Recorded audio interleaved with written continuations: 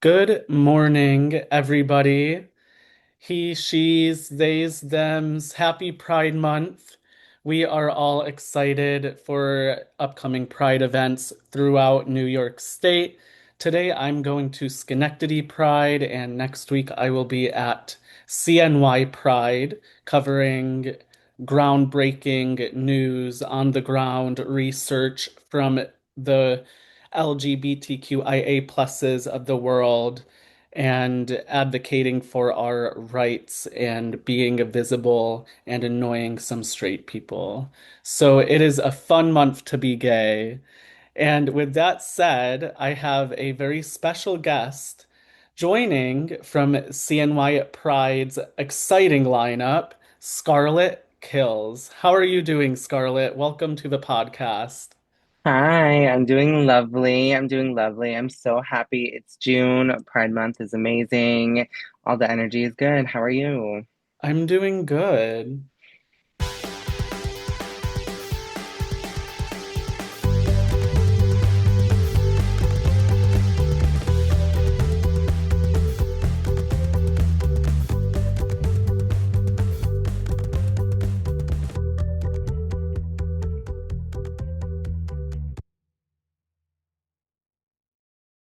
So, good morning, Scarlett. First, I want to ask you a couple questions about your performance and how you perform, because you do both burlesque and drag, correct?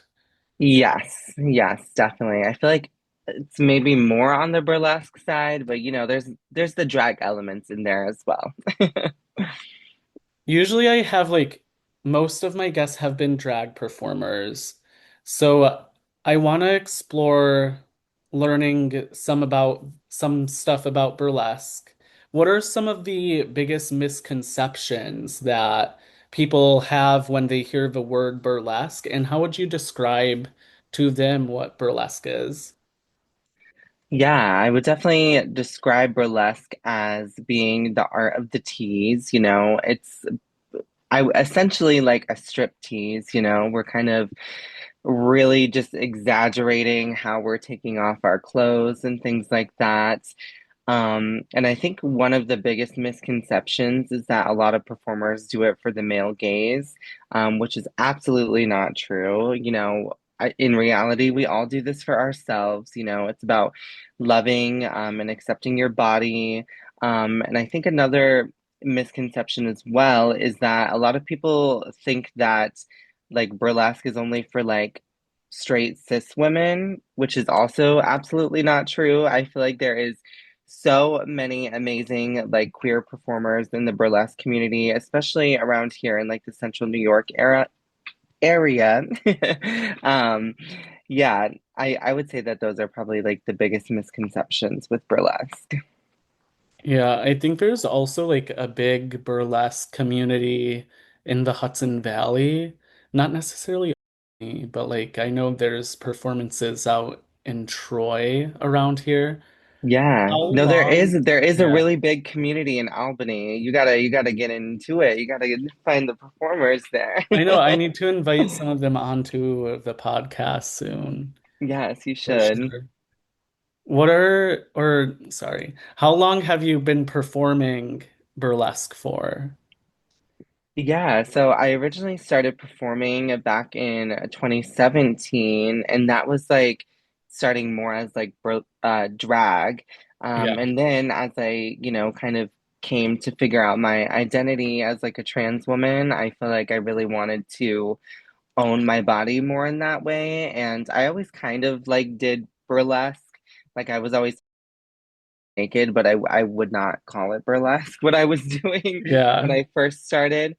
But yeah, it wasn't really until I moved here to Ithaca, that I started to like really move more into the burlesque realm of things, which that was in 2020, so during COVID.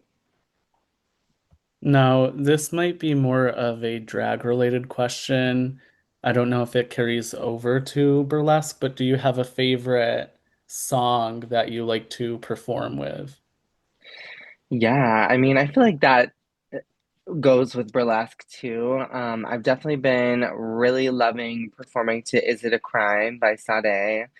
I just love that song. I love the all the like ebbs and flows. Like I love that it has some really low moments that are really like soft and sultry, and then some really like in your face, loud moments. And I mean, it's Sade. You can't go wrong with her, you know?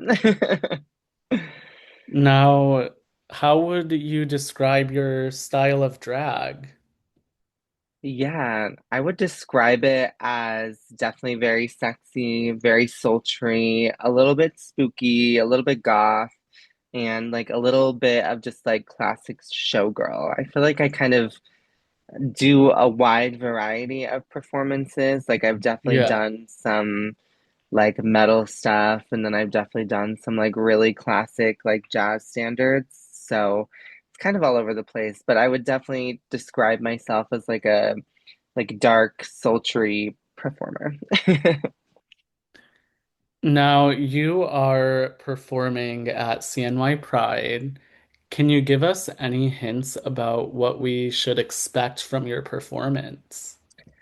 Yeah, I would say my performance is going to harness all of the goddess energy, the trans goddess energy, and I may have some special surprises, maybe some special guests joining me during that time. Yeah, definitely, we're harnessing the goddess energy. We're feeling very, feminine and amazing. That's what it's gonna Love be. that. Is this your first time performing at CNY Pride, or have you performed there before? Yeah, I have performed there before. Last year was my first year performing, and it was so much fun. And I'm so excited and honored actually to be co-hosting this show this year with Twigs Von Do. Um, yeah, it's gonna be a good time. I'm so excited. Now, Pride Month is often a time where we can reflect on the state of the LGBT plus community. What are some of the things that you think we can work on as a community that may need to be more discussed or brought to the forefront? Yeah, I mean, there's always so many things and issues that I feel like we're all going through, but I feel like right now, like the biggest target in the community is definitely the trans community. Yeah, I think what we need is like really to have everybody come together for the trans community, not only for the trans adults, but the trans kids as well. I feel like they are the most vulnerable and the most under attack right now. And I know, in a lot of cases, a lot of like maybe cis gays don't really see trans people as a part of the community. So I think it would really like make the most sense for us all to come together and rally behind like the trans community. yeah, yeah. And I think like you're 100% correct because even politicians like Pete Buttigieg, and who's a white gay man, he's been kind of like a little bit quiet on trans issues, if not Hmm. on the side of caving when it comes to trans issues. And it's like we need to protect the trans community because when they go after trans rights, they are in fact going after everyone's rights. And I think not enough people realize that. Right, exactly. And I feel like not only does the like queer community need to rally behind the trans community, but also just like straight people, Yeah. allies as well, because I don't think people realize that it's going to affect more than just the trans community. It's going to Oh, yeah. affect the queer community. It's going to affect women. It's going to affect so many people, and just trying to police people and their Oh, yeah. bodies and things like that. And that's like the biggest shocker to me is that like a lot of people don't realize that like these going after like trans rights, especially like trans healthcare, is like secretly a way to undermine women's healthcare.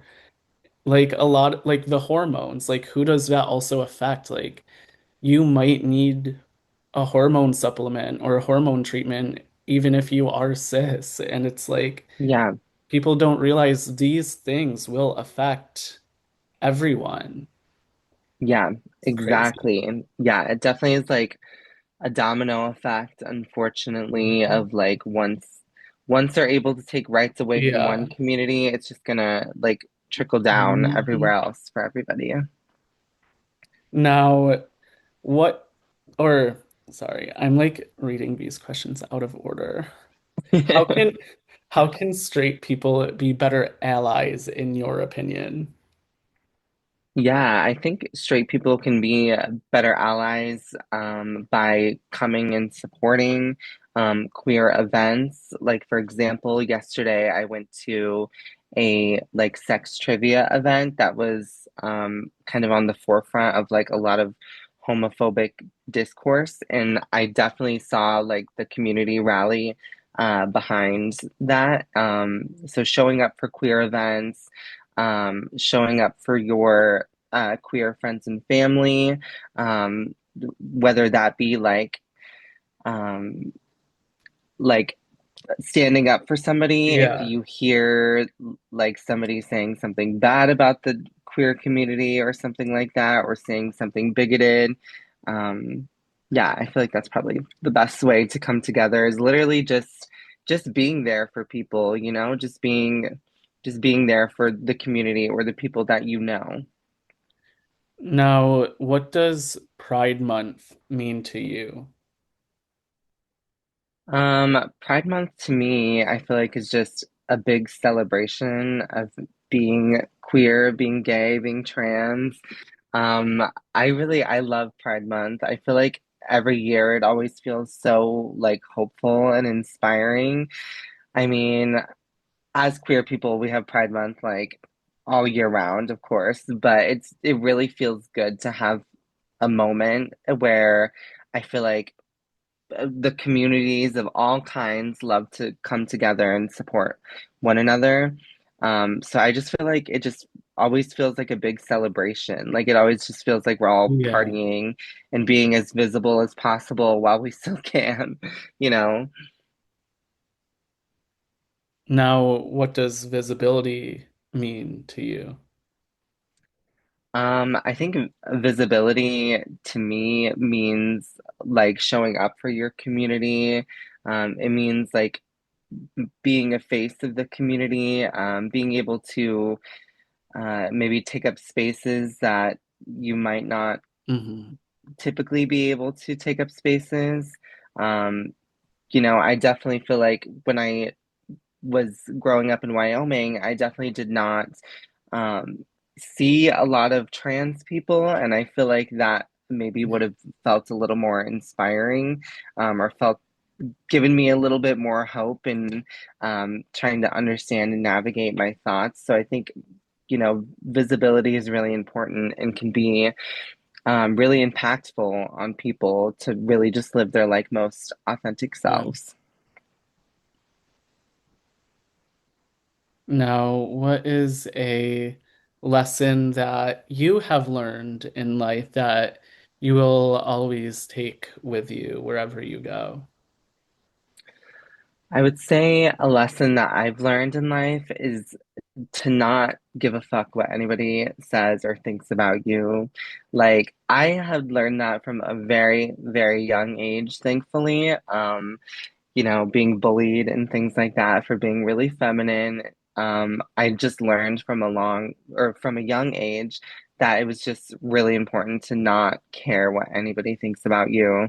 Like they are not going to affect you. Like their ideas, their thoughts they really don't mean anything, Yeah. especially if they're negative, you know. So I would say like just letting the negativity affect you, or not letting the negativity affect you is definitely a lesson that I've learned. And I feel like I'm thankful that I learned it really young. Otherwise, I don't think I would be the person I am today. And since it's Pride Month, what message do you want to send to the homophobes and bigots out there? I just, what would I say? What would I say? How PG do we gotta be?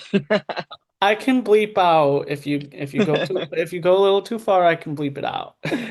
No, I wouldn't say anything too crazy. I would just say like y'all really just need to mind your business. Like why do you care? Why are you obsessed with us? Hmm. I don't get it.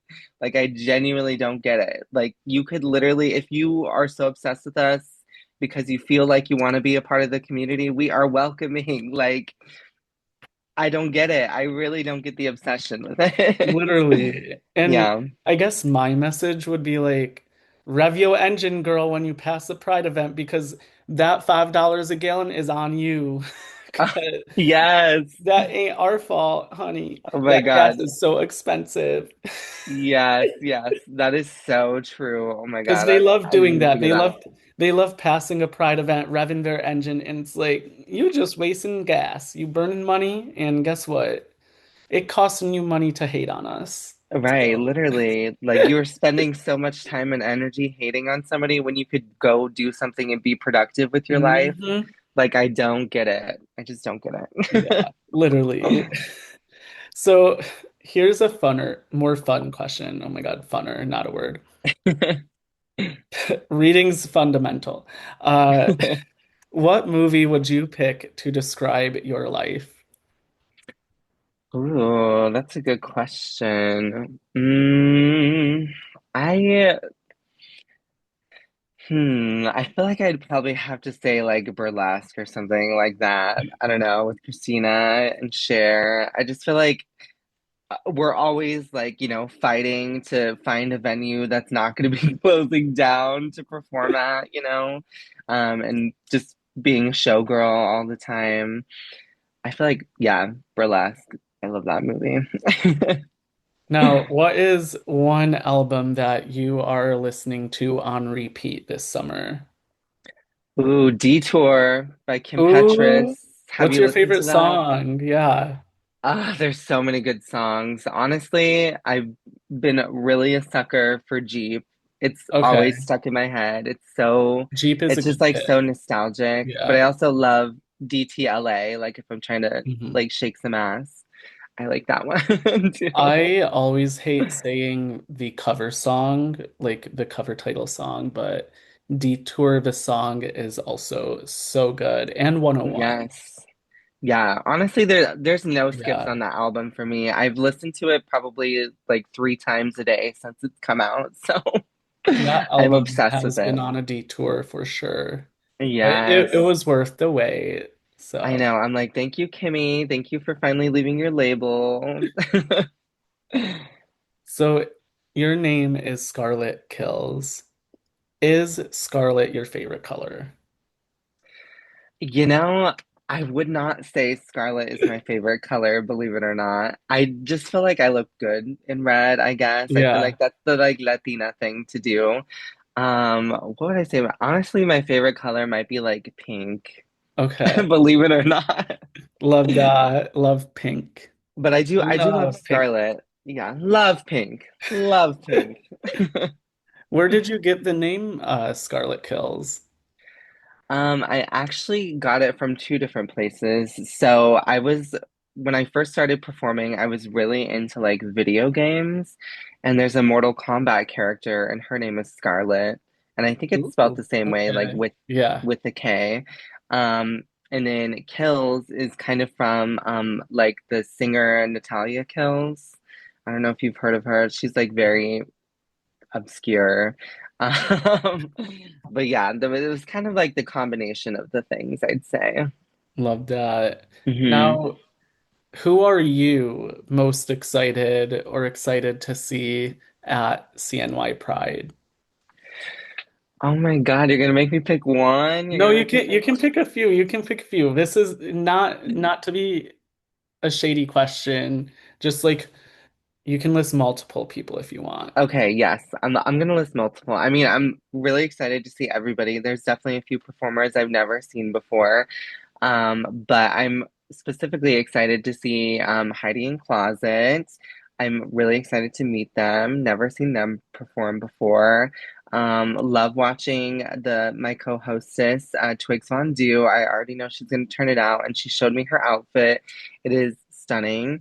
And I'm also really excited for Scope Kaleido. They're like one of my really good friends, and they always come up with the most creative um, pieces and numbers and things like that. And I know that they have some special guests joining as well from Ithaca. So I'm just excited to see Ooh. that. But I'm really excited to see everybody all in all, of course. Um, Now, is there anyone you would want to give a shout out to? Maybe like a supporter or a performer? Yeah, I mean, I would love to give a shout out to my amazing fiance. I feel like he has really encouraged me to like reach for the stars when it's come to performing. And it's also been really nice that we've been able to do all of these events together now because he's a DJ. So I would love to give a shout out to him. His name is Matt Upwood, or his performer name is DJ Cyberbump. But Okay. I also want to give a shout out to just the Ithaca drag community. I feel like we're kind of slept on, and that there are so many really great performers here. I co-produce a show every Thursday and every other Saturday called Thursdays Ithaca. And Yeah. I just love seeing all of the amazing, talented performers that come out of that show. So shout out to the Ithaca drag community as well. Yeah. I mean, like in Albany, a lot of the performers are from like Oneonta, Binghamton, the North Country. And I'm like, y'all come from so far away. Like, that is crazy.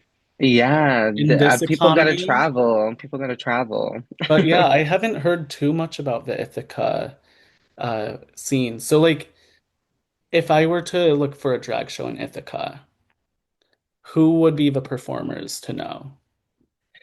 Definitely my co-producer, Quintessential. She is amazing and she always turns it out. Goblin is really amazing too. I love that she's just so like punk rock energy. Tilia Cordata is like one of the Ithaca drag staple performers. And my sister, no offense, she's amazing Love too. that She name. makes all of her, I know, right? No offense. She's the mean green drag queen from Ithaca. So she makes all of her costumes and she's so amazing. But there's so many other amazing performers too, but those are just like the ones that came to mind.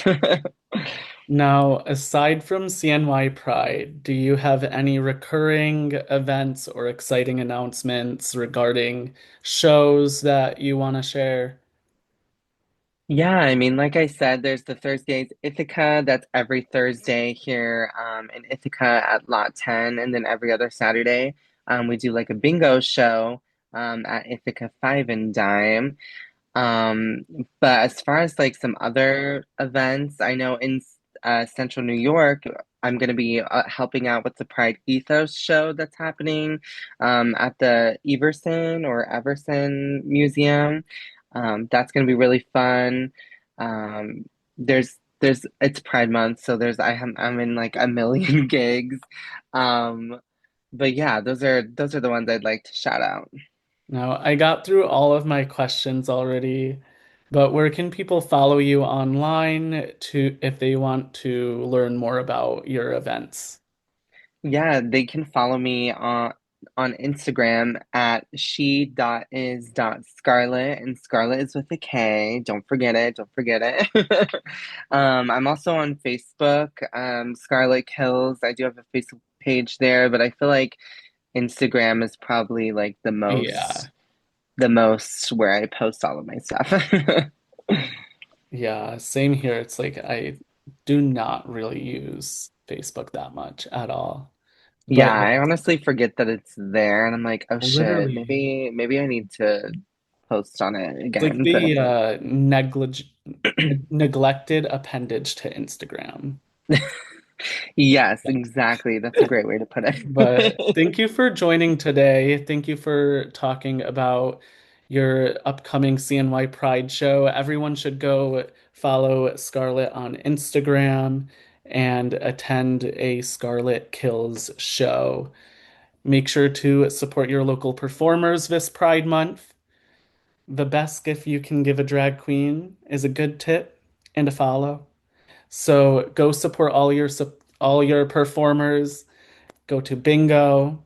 It sounds so much fun. I've been to a drag bingo here in Albany. That was fun, but Megan will be returning soon as my co-host. Today she is attending a drag story hour with Noelle Diamond, who also was on the Wave Your Flag podcast back in March. So go listen to the old episodes.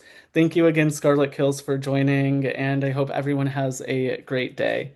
Happy Thank you for Pride having Month! me. Happy Pride Month.